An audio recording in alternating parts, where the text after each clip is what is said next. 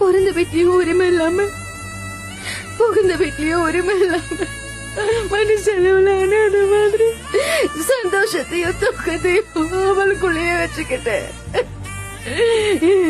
ஒரு நடப்பிடம் அதன அவ வாழ்வான்னு உனக்கு கூட ஏமா புரியல?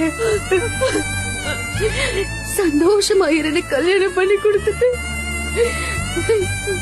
நீ ஏமா அந்த வாழ்க்கையை சாபமா மாத்தி விடுற?